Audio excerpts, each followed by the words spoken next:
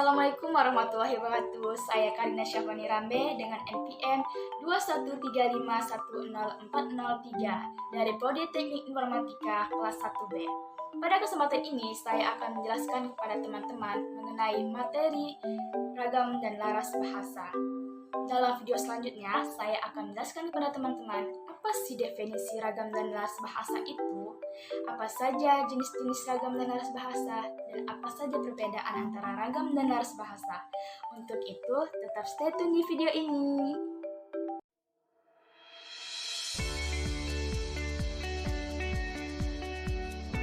Ragam dan laras bahasa. Definisi ragam bahasa.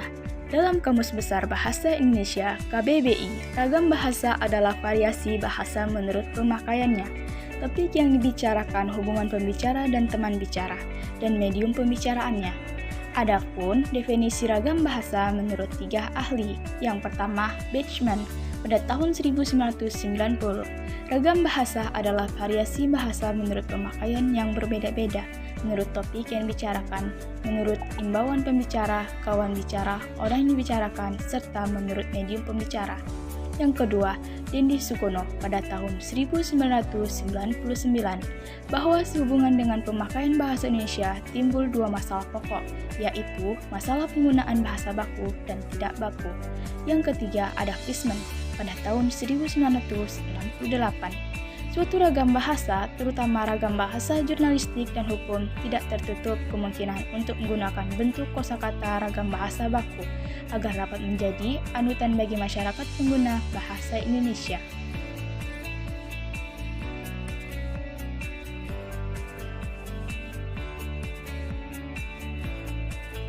Pada ragam bahasa, terdapat pula aspek-aspek dalam berkomunikasi. Yang pertama, situasi yang dihadapi. Yang kedua, permasalahan yang akan disampaikan.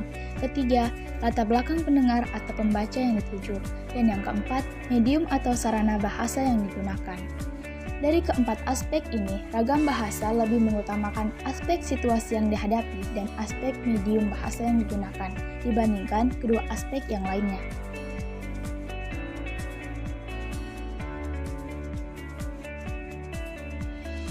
Terdapat pula jenis-jenis ragam bahasa. Yang pertama, ragam bahasa berdasarkan situasinya, yang terdiri dari 1. Ragam formal, digunakan dalam situasi resmi. Bentuk ragam ini mengikuti kaidah atau aturan kebahasaan, yang biasanya meliputi komunikasi resmi, wacana teknis, dan pembicara di depan khayalak ramai. Contohnya saja, saya, Anda, saudara, bapak, dan ibu. 2.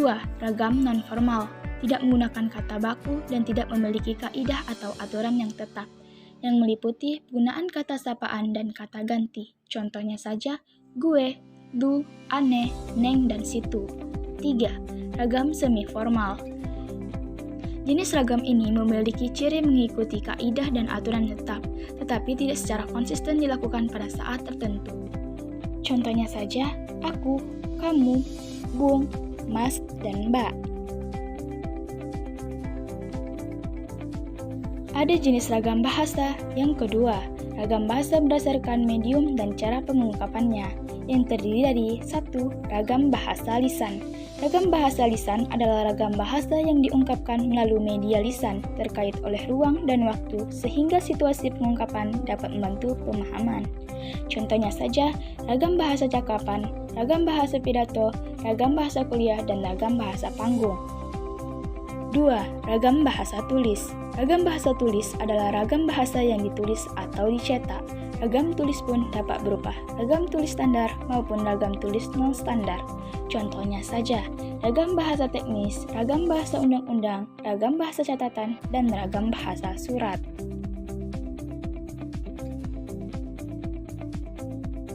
Perbedaan ragam bahasa lisan dan tulisan. Ragam bahasa lisan memerlukan kehadiran orang lain. Unsur gramatikalnya tidak dinyatakan secara lengkap, terikat ruang dan waktu, dipengaruhi oleh tinggi rendahnya suara. Ragam bahasa tulis tidak memerlukan kehadiran orang lain. Unsur gramatikalnya dinyatakan secara lengkap, tidak terikat ruang dan waktu, dipengaruhi oleh tanda baca atau ejaan.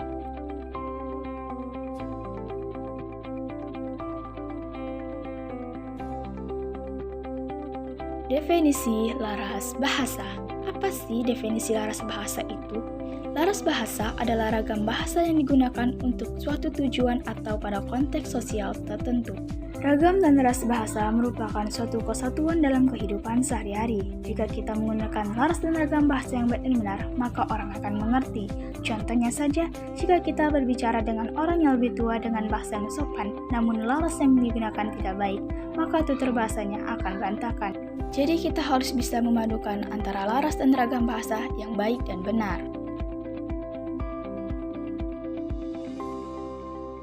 Adapun definisi laras bahasa menurut 4 ahli. Yang pertama, Yure dan Ellis pada tahun 1977. Mereka menganggap laras bahasa sebagai pola bahasa yang lazim digunakan mengikuti keadaan tertentu.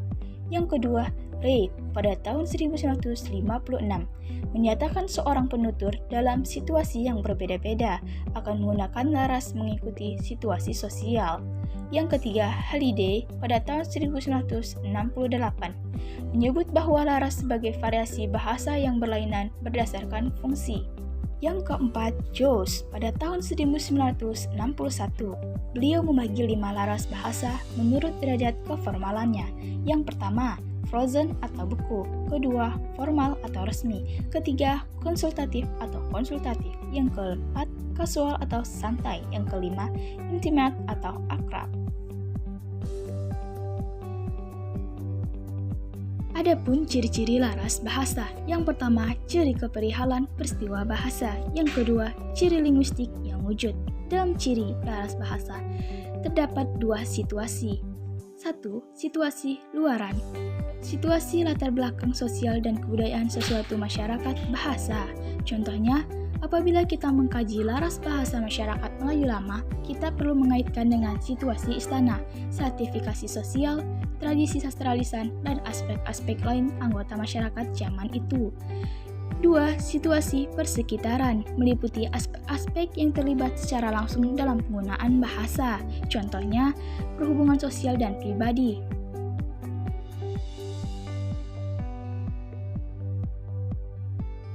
Jenis-jenis laras bahasa. Laras bahasa dapat dibagi menjadi 3 kelompok utama. Yang pertama, tajuk wacana merupakan merangkumi bidang penggunaan bahasa seperti bidang matematik. Yang kedua, cara penyampaian wacana merupakan media perlakuan bahasa samada secara lisan atau tertulis. Yang ketiga, gaya wacana merupakan bidang tentang perhubungan antara peserta perlakuan bahasa, yaitu secara formal dan tidak formal.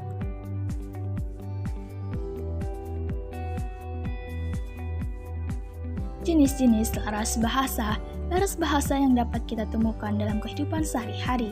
Yang pertama, laras bahasa biasa. Tidak ada konteks khusus atau melibatkan sembarang bidang ilmu, menggunakan bahasa yang tidak formal dan bisa formal. Yang kedua, laras bahasa iklan. Penggunaan bahasanya ringkas dan pendek, menggunakan jenis bahasa imajinatif dan kreatif. Yang ketiga, laras bahasa sains, mempunyai sifat intelektual, formal, dan objektif. Yang keempat, laras bahasa media massa.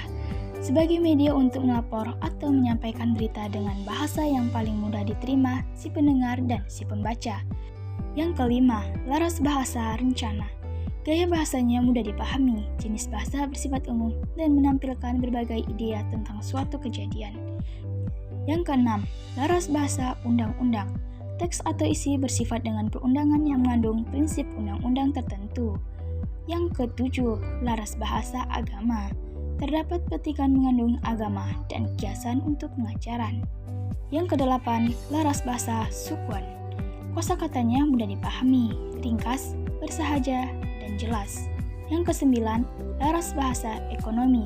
Berbentuk ilmiah tentang ekonomi, mengandung teknikal ekonomi, menggunakan bahasa formal, fakta, dan bukti, data dan informasi, dan tidak menggunakan struktur ayat. Yang ke-10, laras bahasa akademik bersifat ilmiah, formal, dan objektif. Gaya bahasanya menggunakan kematangan dan keintelektualan. Terdapat penulisan ragam ayat bersifat khusus.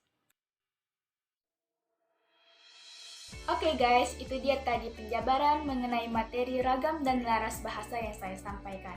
Semoga bermanfaat ya untuk kita semua. Apabila ada salah kata dan kekurangan yang saya sampaikan, mohon dimaafkan. Sekian dari saya. Wassalamualaikum warahmatullahi wabarakatuh.